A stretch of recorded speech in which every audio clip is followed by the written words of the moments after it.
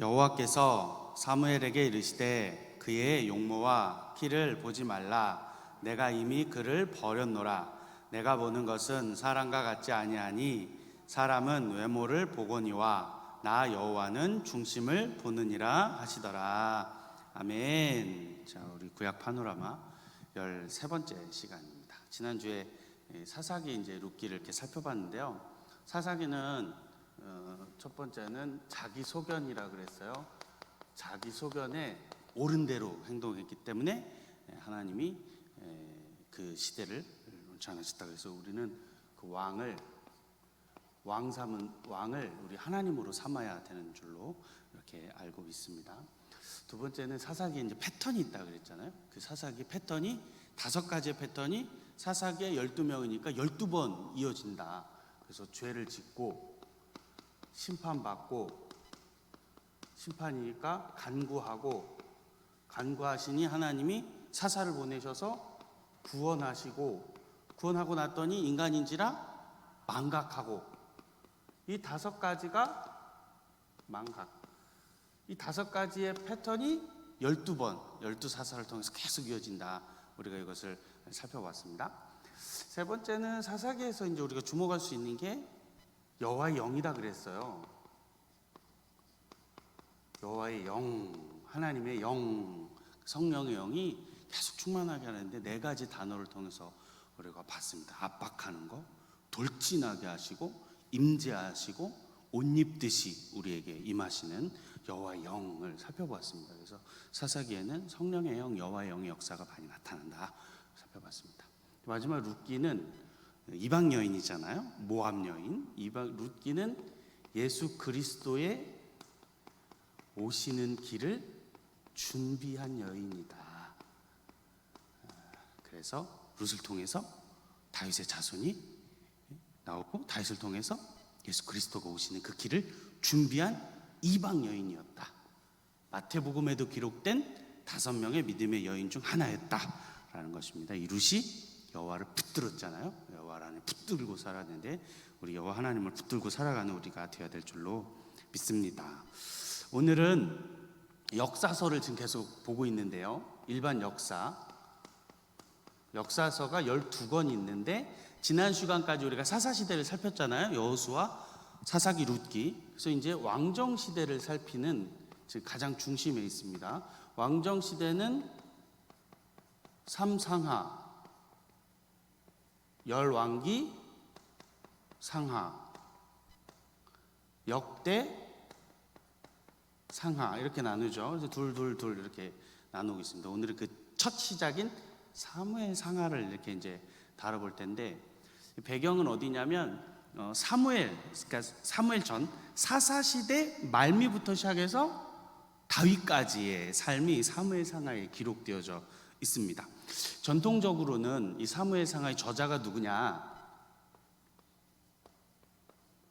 저자를 탈무드에 의하면 이제 전통적으로 사무엘이라고 보고 있어요.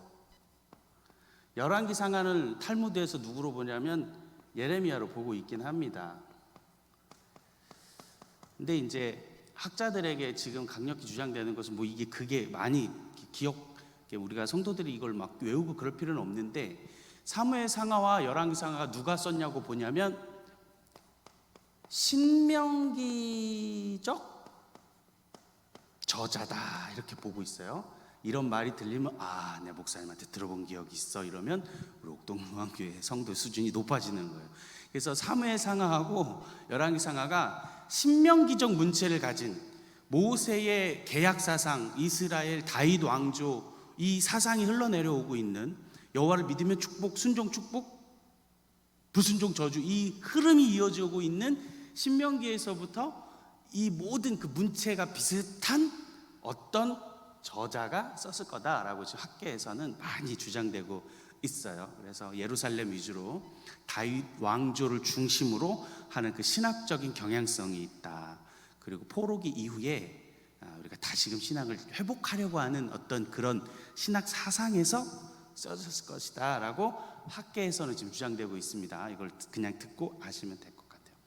이게 이제 사무엘 상하인데, 원래는 사무엘 상하, 열왕기상하, 역대상하가 원래는 네 권에 있어요. 고대 히브리어의 사전에서는 네 권밖에 없었어요.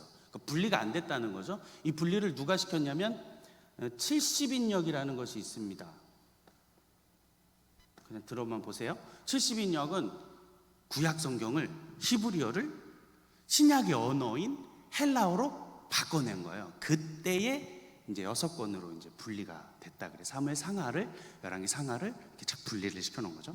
자, 그러면 그때 그렇게 분리했는데 여러분 제가 그냥 궁금하게 우리가 좀 알아야 되는 게 뭐냐면 장과 절은 도대체 언제 구분됐을까? 여러분이 장이 있잖아요. 장, 절. 근데 사본에 예전에 이제 박물관이라 이런 데 가시면 고대 사본에는 장이랑 절이 없어요. 그냥 권 하나 통째로 있단 말이에요. 단순히 누군가가 읽기 좋게 이제 장과 절을 구분했는데 여러분 이걸 누가 구분시켜 놨을까요? 누가 구분시켜 놨을까요? 신부가 그랬을까요? 교황이 그랬을까요? 목사가 그랬을까요? 16세기에 한 인쇄업자가 자기가 인쇄하기 편하려고 스테판누스라고 하는 프랑스의 한 인쇄업이 나온 다음에 스테파누스라고 하는 프랑스의 한 인쇄업자가 자기가 편하고자 하는 이유로 나눴는데 이 스테파누스가 번역한 성경을 그대로 받아 써서 제네바 성경이라고 1557년에 영어 성경이 첫 출판됐는데 그 제네바 성경을 그대로 가지고 갖다 쓰게 되면서 지금의 장과 절 거의 흡사하게 지금의 장과 절이 구별됐다라는 거죠. 사실은 좀 억지스러운 게 있잖아요. 억지스러운 게 있거든요. 굳이 안 나눠도 되는데 나눠져 있는 데들이 있거든요. 아마 이런 게 있어서 그랬을 거다 그렇게 보고 있습니다. 자, 그래서 이제 우리 역사서를 이제 들어가게 될 텐데 역사서를 이제 우리가 읽어낼 때 사실 어렵고 힘들고 제가 누누이 말씀드리지만 역사서 가운데 대연서, 소연서, 시가서가 다 들어가 있기 때문에 되게 중요한데 우리가 이게 되게 읽기 어려운 성경이잖아요. 그래서 한 가지 팁을 드리면 전에도 한번 말씀드렸는데 사진 한 번만 보여주실래요? 이 사진을 연상시키고 있으면 참 좋을 것 같다 생각이 듭니다.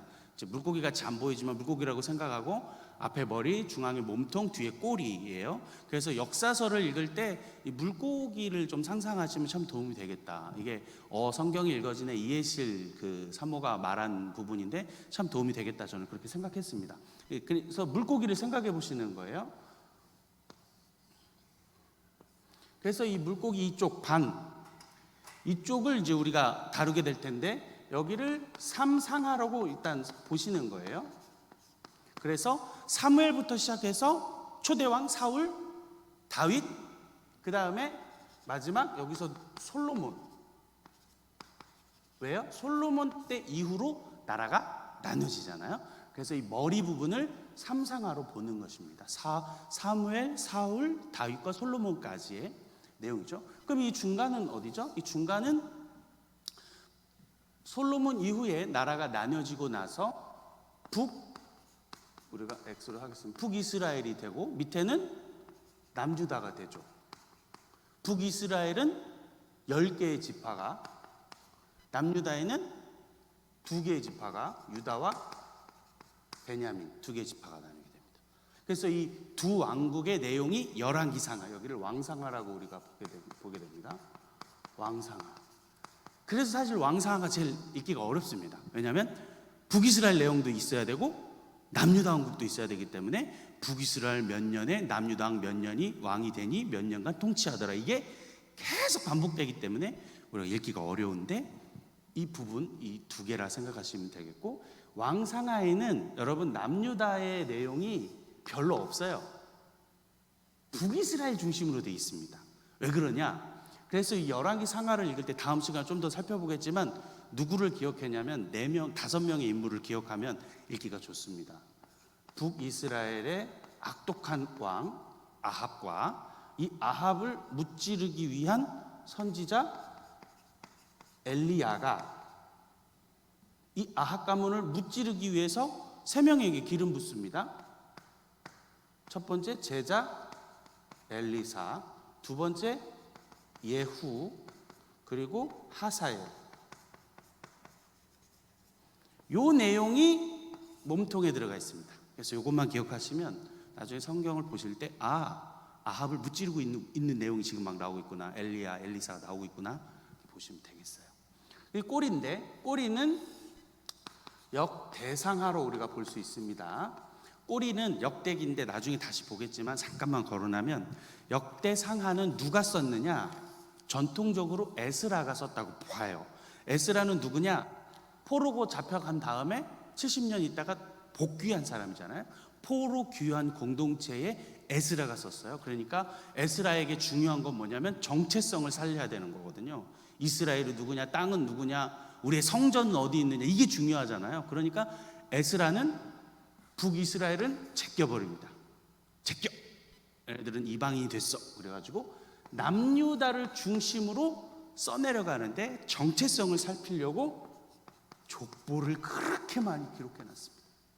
우리를 어렵게 하려고 한 게 아니고, 그래야 남유다의 정체성이 아브라함부터 시작해서 유다, 다윗, 다윗부터 시작해서 어디까지 내려가기를 그려놨기 때문에 족보 중심으로 역대상하는 꼬리, 남유다 중심이다. 우리가 이거를 기억한다면 우리 이 역사서 중에 있는 요 왕정 시대를 잘 이해할 수 있다. 왕정 시대에만 넘어가는 게 아니라 그 왕정 시대 안에 뭐가 다 들어가 있다? 대여연서, 소해연서가 다 들어가 있다. 그렇기 때문에 우리가 잘 살펴볼 수가 있겠다라는 것입니다. 그중에 오늘은 이 앞부분 사무엘 상하 오늘 좀 살펴볼 텐데, 사무엘 상하는 오늘 본문처럼 중심을 보시는 하나님이 세 명의 인물을 통해서 우리에게 교훈 주시고 있다 저는 생각합니다. 첫 번째는 기도의 사람,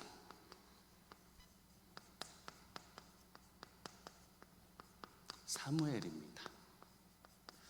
여러분 많이 들어보셨고 사무엘 많이 들으셔서 알겠습니다. 사무엘 1장 1절부터 사무엘의 정체가 딱 드러나는데, 그 사무엘이 에브라임 지파냐, 뭐 레위 지파냐, 이런 이제 많은 이제 해석이 있는데, 성경을 보실 때 뭔가 해석이 이상하다 그러면 기억하셔야 되는데, 이거를 또 다른 본문을 다루는 데가 있는가 살펴보면 되고요. 두 번째, 하나님의 속성이 어디 있는가 살펴보면 되고, 기록된 말씀이 또 어디 있는가 살펴보면 우리는 그 난제들을 잘 풀어나갈 수 있는데, 여호수아서에 그리고 역대상의 6장 66절에 보면 이 사무엘의 아버지 엘가나 이름이 레위 족보로 등록되어 있습니다. 그 다음에 두 번째는 에브라임이라고 하는 지역이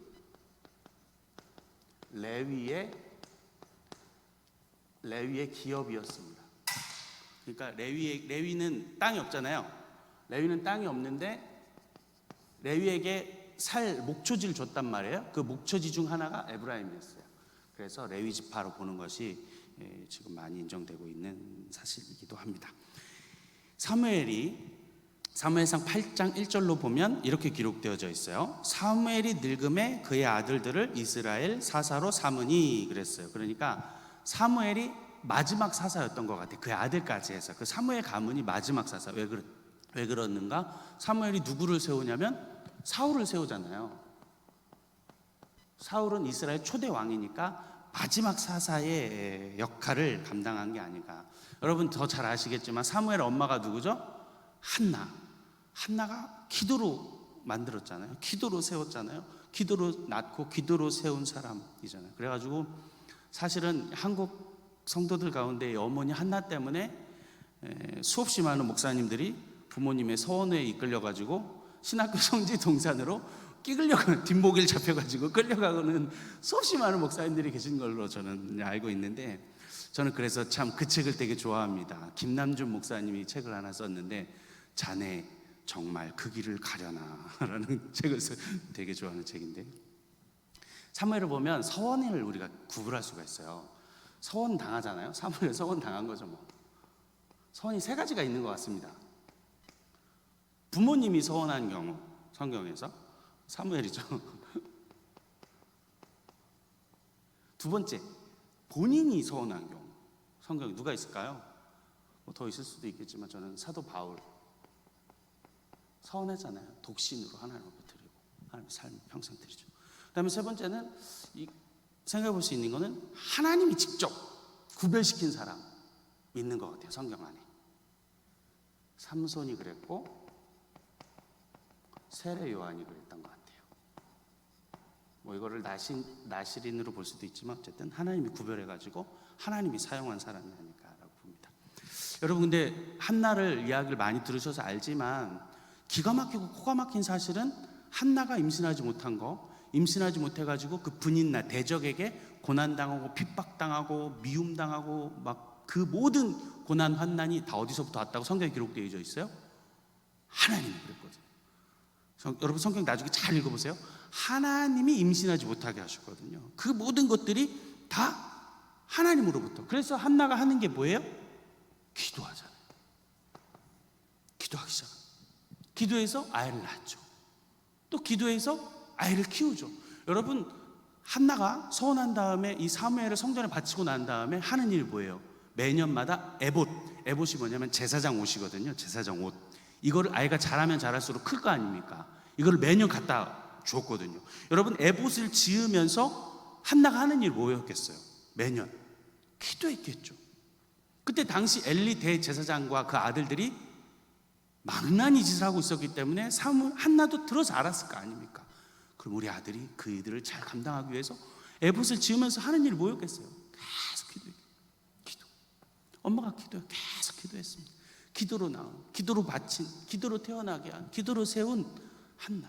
그렇기 때문에 사무엘이 기도의 사람이라는 것을 살아가게 되는 거예요. 사무엘상 12장 23절을 우리 같이 한번 읽어볼까요? 축축축 넘어가면 사무엘상 12장 23절의 말씀 한번 같이 읽어볼까요? 시작. 나는 너희를 위하여 기도하기를 쉬는 죄를 여호와 앞에 결탄코 범하지 않고 선하고 의로운 길을 너희에게 가르칠 것인지. 사무엘은 끊임없이 기도하고 끊임없이 가르치고 민족이 바로 서기를, 민족이 바로 세워지기를 기도해요. 사울을 위해서 기도하고 그 다음에 나중에 다윗이 그렇게 살아가도록 계속 기도합니다. 나중에 잠깐 살피는데 사무엘은 다윗을 함께 살면서 계속 의로운 길을 만들어요. 그 다음에 사무엘상 3장 19절, 여러분 너무나도 잘 아는 말씀이죠. 사무엘이 자라매 여호와께서 그와 함께 계셔서 그의 말이 하나도 땅에 떨어지지 않게 하셨다. 그 기도가 진중이 있었다, 힘이 있었다. 기도한 게 땅에 떨어지지 않냐고 다 하늘에 올려줘서 응답됐다. 기도하는 사람이에요. 근데 사무엘도 안타까움이 있습니다. 뜻대로 안 된 것이 있었어요. 그 뭐냐면 사울이죠. 이 사울이 그렇게 기도했지만 뜻대로 안 됐어요. 안타깝지만 사울은 사울의 삶을 살지 못했어요. 자, 그 다음에 또 두 번째 사무엘이 또 제대로 안 된 게 있었어요. 그게 뭘까요? 자녀입니다. 자녀.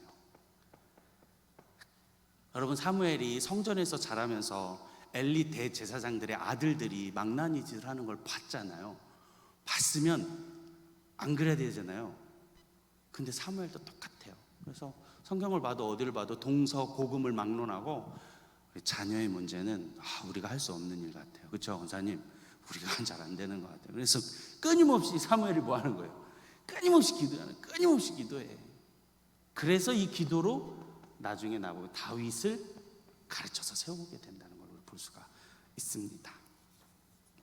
자, 그래서 두 번째로는 이 사무엘이 사울과 자녀들을 제대로 하지 못하는 것을 보지만 그래도 기도하여서 다윗을 세우는 것을 볼 수 있다. 또 두 번째를 보일 텐데, 두 번째는 그 중심 보신 하나님이 사울인데, 이 사울은 중심을 보지 못했습니다. 여러분 잘 아는 대로 사울은 이스라엘 초대 왕, 첫 번째 왕. 이 사울의 지파가 어딜까요? 사울의 출신이 참 재밌는데, 사울은 베냐민 출신입니다. 이 베냐민이 참 재밌는 지파예요. 왜냐하면 베냐민, 우리가 사사기를 배웠는데 사사기 말미에 등장하는 지파가 어디냐면 베냐민 지파입니다. 사사기 말미에 19장부터 21장 요 사이 말미에 등장하는 사건이 뭐냐면 베냐민인데, 타락한 성직자 레위 지파와 베냐민 간의 어떤 사건을 다루고 있어요. 그래서 거기서 베냐민 지파가 이스라엘 백성들 나머지 11지파에 심판당해서 멸문당합니다.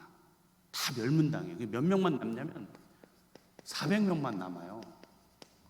400명 남은 가운데서 11지파가 순간 깨닫습니다. 그리고 애통하고 회개합니다. 우리가 하나님이 세운 12지파를 한 지파가 우리로 말미암아 죽게 되었구나. 애통하면서 사람을 다시 이제 베냐민 지파를 세워 나가는데, 어디를 세워 나가면 길르앗 야베스, 사울과 참 깊은 관련이 있는 지파인데, 족속인데, 길르앗 야베스라고는 족속을 다 쳐 죽이고 그의 여자들을 데려다가 이 400명으로 시작해서 다시 베냐민 지파를 세워나가요. 하나님의 섭리가 우리 눈에 보여집니다. 연약하고 악독하고 악한 사람이지만 사실 길르앗 야베스도 여호와의 총회에 참석하지 않는 지파였기 때문에 심판받은 거거든요. 연약하고 약하고 잘못된 행동을 한 사람들이지만 하나님이 이 안에서 섭리를 일으키셔서 하나님의 사람을 이끌어가고 첫 번째 왕 사울을 만들어내기도 하고, 이 베냐민 지파가 신약에 가면 또 누가 나오냐면 사도 바울이 베냐민 지파입니다. 그래서 사도 바울을 통해서 이 복음이 증거되고 이방인의 복음으로 역사되어지는 일을 하나님 한몫하게 하시는 거잖아요. 여러분, 신약 시대에 사도 바울이 이방인의 복음을 그렇게 막 쫙 편만하게 펼칠 수 있었던 이유는 뭐냐면, 첫 번째는 언어예요. 언어. 당시 공용어가 있었지만 이 공용어를 통틀어서 국제어로 쓰이는 것은 헬라어였습니다. 그리스 헬라어. 이게 퍼져져 있었어요. 두 번째, 문화죠. 여러분, 세계사에서 배웠겠지만 헬레니즘, 헬라 문화가 온 지중해를 다스리고 있었어요. 세 번째, 로마가 만들어 놓은 게 뭐죠? 길. 모든 길은 로마로 통한다. 이 길. 그래서 사도 바울이 이 언어와 문화와 길을 통해서 이방인을 향한 복음을 쫙 편만하게 펼칠 수 있었던 것을 보는 거죠. 그래서 하나님의 섭리, 하나님의 역사하심을 우리는 깨닫습니다. 역사 가운데서. 그래서 이 중간기에 있는 역사인데, 이 역사에서도 하나님이 움직이고 계셨다를 보는 거죠. 연약한 베냐민을 통해서 그 일을 이루신 것처럼 하나님 우리에게 섭리하시고 이끌어 가신다라는 것을 볼 수 있습니다. 여러분, 이 사울이 원래부터 그랬느냐? 원래부터 평생 다윗을 막 쫓아가고 다윗을 죽이려고 했느냐? 아니요, 성경의 기록은 그렇지 않습니다. 사울은 선한 사람이었고 착한 사람이었고 키가 훤칠했다 그랬고 얼굴이 잘생겼다 그랬어요. 그런데 왜 이가 이렇게 됐을까? 몇 가지로서 살펴볼 수 있습니다. 왜 평생 다윗을 쫓아가고 죽이려고 하고 말년에 비참한 인생을 살게 됐는가? 사울은 첫 번째는 낮은 자존감, 사울은 참 자존감이 낮은 사람이었습니다. 말씀 한번 볼까요? 사무엘상 18장 7절로부터 8절까지의 말씀 한번 읽어보겠습니다. 한번 같이 읽어볼까요? 시작. 여인들이 뛰놀며 노래하며 이르되 사울이 죽인 자는 천천히요 다윗은 만만히로다 한지라. 사울이 그 말에 불쾌하여 심히 노하여 이르되. 자존감이 정말 낮은 사람이에요. 여러분, 사울이 뭐예요? 왕이잖아요. 다윗은 뭐예요? 당시 목동이었는데 그 얘기를 들으면 어허허허 하고 그냥 아이고 기특한지고 상을 줘도 모자랄 판에 막 마음이 지금 뭐래요? 불이 일어났다는 거죠. 자존감이 참 낮았습니다. 여러분, 성경에서뿐만 아니라 뭐 일반 사회 문화에서 자존감을 세우는 일 참 많이, 책도 많고 많은데 여러분, 자존감 세워야 합니다. 자존감 세우는 건 첫 번째 자기를 사랑해야 하고, 두 번째 스스로 결정하고 스스로 선택할 줄 아는 훈련해야 되고, 세 번째는 의존감을 줄여야 된답니다. 그럴 때 자존감이 자꾸 올라가는 거예요. 여러분, 여러분을 사랑하시기를 바랍니다. 사울이 자존감 때문에 다윗을 그렇게 평생 했어요. 두 번째는 뭐냐면 하나님의 말씀을 경외하지 않았어요. 여러분, 사울이 다윗이 왕 될 걸 알고 있었습니다. 성경을 볼까요? 사무엘상 24장 20절에 있는 말씀을 한번 보겠습니다. 사무엘상 24장 20절. 이미 요나단, 사울의 아들 요나단도 그렇게 고백했고, 저 말은 사울의 고백인데, 보라, 나는 내가 반드시 왕 될 것을 알고 이스라엘 나라가 내 손에 견고히 설 것을 아노니. 알고 있었어요. 자기 아들 요나단도 알고 있었어요. 다윗이 왕이 될 것을 알려주셨겠죠. 하나님이 알고 있었음에도 불구하고 그 말씀 듣지 않고 경외하지 아니하고 끝까지, 그렇기 때문에 악한 사람이 됐습니다. 세 번째는 하나님의 사람을 대적했습니다. 여러분, 하나님의 사람 가까이 해야 합니다. 하나님의 사람을 대적하면 안 됩니다.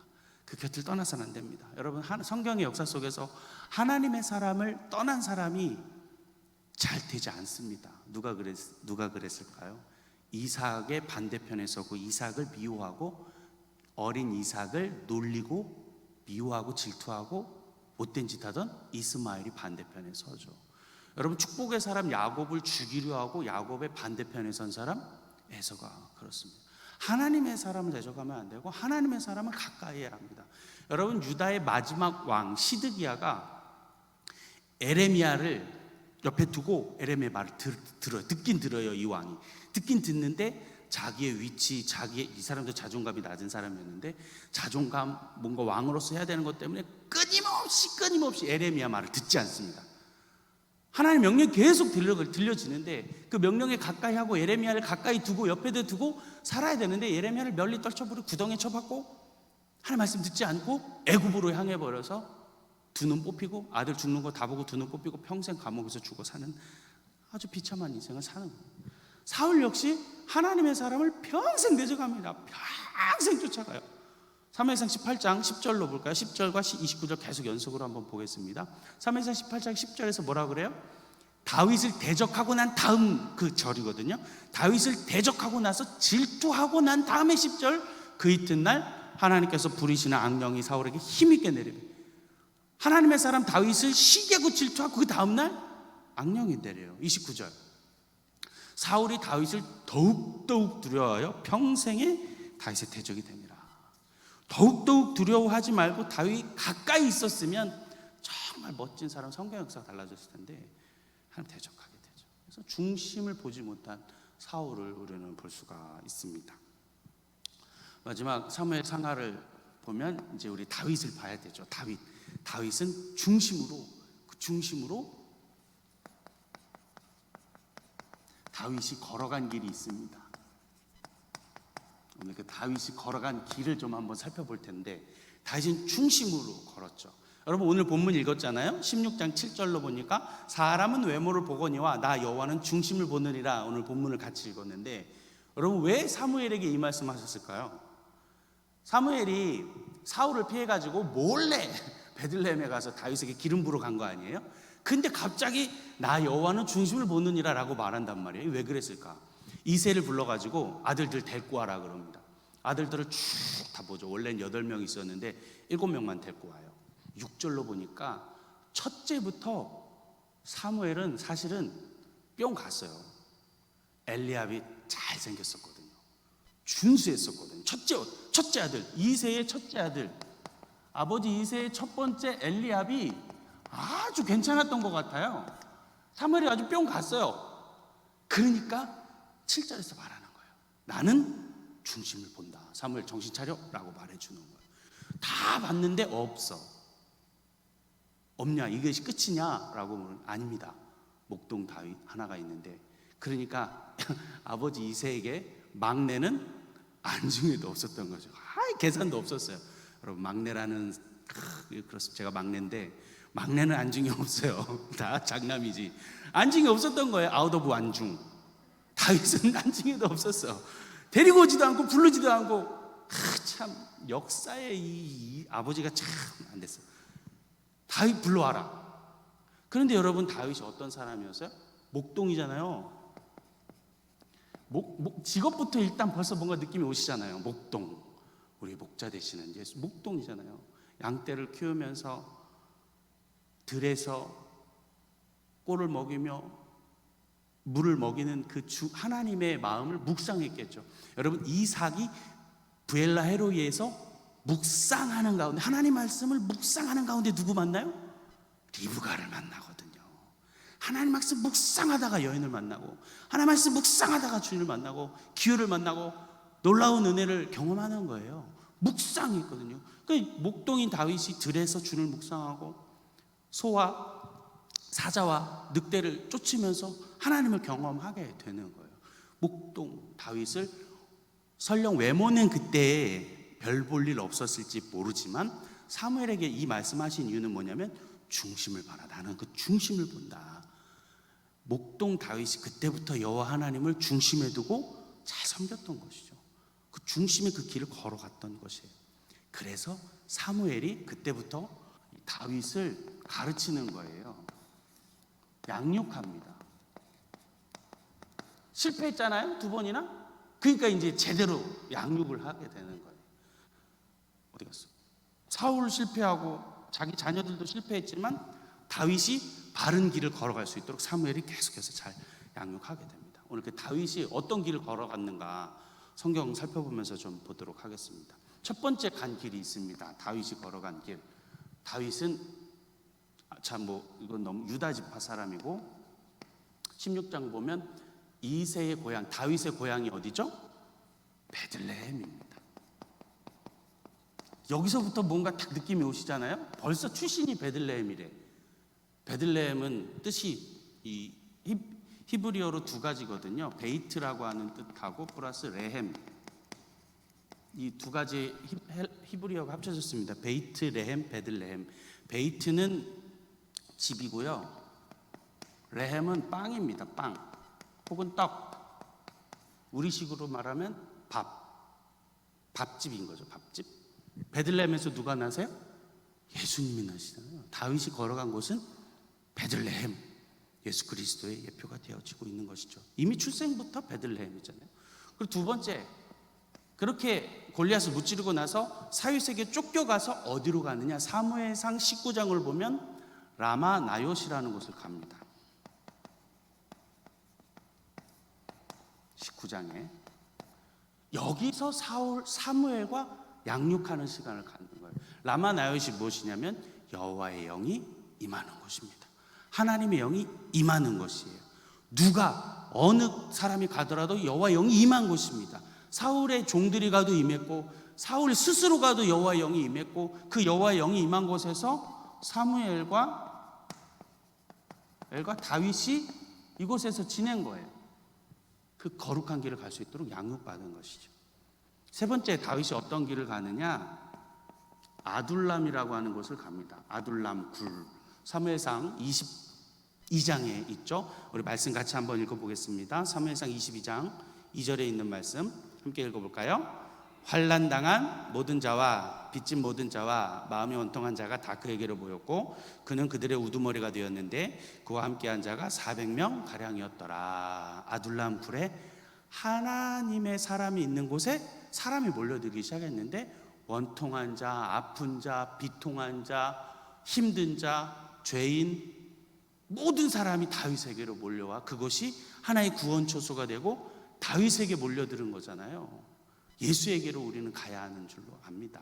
그래서 이 아둘람 굴에서 이 400명과 함께 원통한 자, 환난당한 자가 함께 모여서 하나님의 일들을 해나가고 그리고 나중에 여러분 보시면 알겠지만 사무엘하라든지 역대상을 보면 다윗의 기록 중에서 뭐가 많이 기록되냐면 다윗의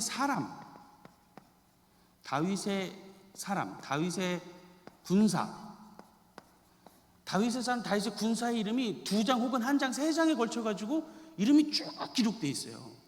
물론 족보 때문에도 그렇지만 여러분 그 이름이 기록되는 거 안에 있는 그 메시지를 우리가 봐야 되는데 다윗은 사람을 세우는 사람이었다. 다윗은 사람을 잘 등용하는 사람이었다. 다윗은 사람이 잘 따르는 사람이다. 다윗의 리더십을 우리가 연구할 필요가 있습니다. 그 아둘람 굴에서부터 그 역사가 시작되는 것을 볼 수 있습니다.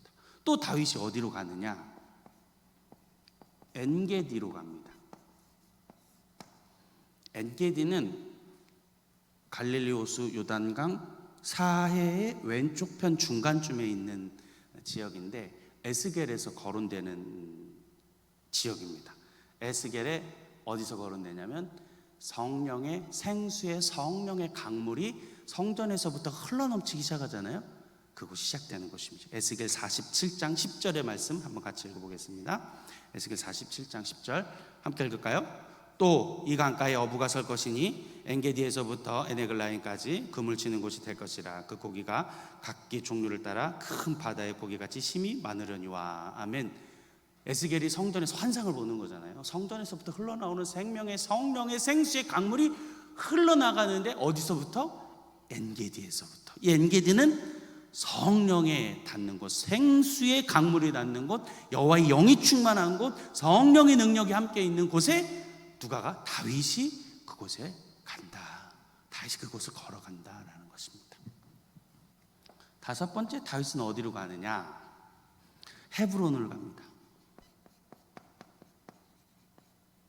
헤브론은 가나안이고 유다 지파이고, 이 헤브론에서 유다 지파의 왕이, 그러니까 아까 두 개로 나뉘잖아요. 그래서 왕이 될 때 다윗은 첫 번째로는 먼저 유다의 왕이 된 다음에 사울이 죽고 나서 12지파 온 이스라엘의 왕이 되거든요. 그때 먼저 헤브론에서 왕이 돼요. 이 헤브론은 옛 지명은 기럇 아르바. 기럇 아르바는 창세기에 나와 있는 아브라함, 사라, 이삭, 리브가, 야곱, 레아가 묻힌, 조상이 묻힌 곳, 무덤이 있는 곳, 하나님이 약속의 땅 가나안을 허락하신 곳, 그 땅이 헤브론이거든요. 하나님이 약속한 땅 가나안 땅에서 다윗이 왕이 되는 것입니다. 왕, 우리 왕이신 예수 그리스도께서 하나님이 약속하신 그 땅에 친히 인간의 몸을 입고 오시는 그 예수 그리스도를 예표하고 있다는 사실을 우리는 볼 수가 있습니다. 마지막, 다윗이 어디로 가느냐? 헤브론에서 왕이 된 다음에 온 이스라엘의 왕이 되고 예루살렘으로 가죠.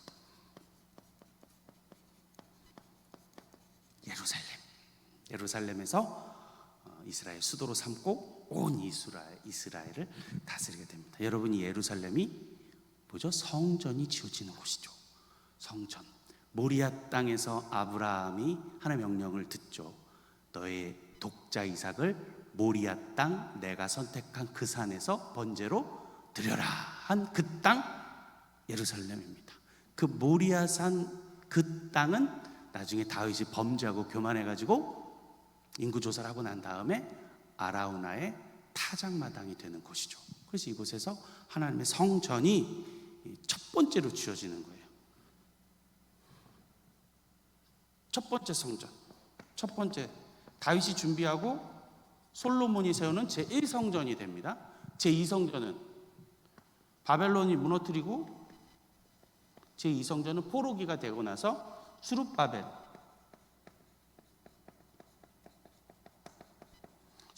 성전이 되죠. 그 다음에 2-1 대헤롯이 다시 완전히 짓는 건 아니고 증축합니다. 증축하고 로마가 다 이제 무너뜨리고, 그래서 시온주의자들은 제3성전을 지으려고 지금도 노력하고 있는데, 저 예루살렘이 하나님의 성전이 있는 곳, 그곳에서 왕이 되고 그곳에 이스라엘 백성을 다스리고 하나님의 그 길을 걸어간다. 다윗은 이런 길을 걸어가면서 중심을 가지고 바른 길, 정직한 길을 잘 걸어갔다. 여러분, 제가 정직한 길을 걸었던 8명 왕 시리즈도 함께 했는데 반복해서 나오는 게 뭐냐면 다윗의 길이에요. 8명이 걸어간 길은 다윗의 길을 걸어간 것입니다. 다윗이 그 길을 걸어갔기에 나머지 정직히 행했던 8명도 그 다윗의 길을 걸어갔다. 다윗이 시편 1편에 뭐라 그래요? 악인의 길에 앉지도 말고 서지도 말아라. 그 길을 걸어가지 말고 정직하고 바른 길을 걸어라 라고 그 중심을 말씀하시는 오늘 사무엘서 안에 있는 이 3명의 인물들을 같이 기억하여 주시기를 바랍니다. 정리해 보겠습니다. 오늘 사무엘상 하를 나눴는데 역사서의 12권 가운데 사사 왕정 포로기 중에서 왕정시대 6권에서 오늘 사무엘상하를 봤습니다. 사무엘의 중심을 보셨고 사울의 중심이 제대로 되어 있지 않은 것으로 살폈고 다윗이 중심을 가지고 의로운 길을 걸어갔다. 여러분, 사무엘은 기도의 사람이었다. 기도로 낳고 기도로 세워졌고 기도로 사역한 사람, 이 사람이 역시나 마찬가지로 다윗을 기도로 세워서 그 길을 걸어가게 했다. 사랑하는 여러분, 우리가 기도하는 일에 힘을 쓰고 기도의 사람이 되길 바랍니다. 그 사울이 그 중심을 보지 못하고 하나님의 사람을 다윗을 자꾸 대적했잖아요. 낮은 자존감 때문에 하나님의 말씀을 경외하지 않았고 평생에 하나님의 사람을 대적했기 때문에 사울이 그 중심이 떠났고 말미에 비참한 인생을 살게 됐다라는 것입니다. 여러분, 오늘 사무엘 상하에 있는 마지막 인물 다윗은 중심에 하나님을 두고 산 사람이다. 그의 걸음걸음은 의로운 길이었다.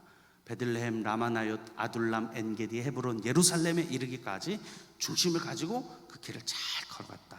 그 의로운 길을 걸어가는 우리가 되기를 바랍니다. 기도의 사람처럼 거룩하고 정직히 걸어간 다윗처럼 우리가 그렇게 살아가는 우리 옥동 중앙교회 모든 성도들이 다 되시기를 주의 이름으로 간절히 축복합니다. 기도하겠습니다.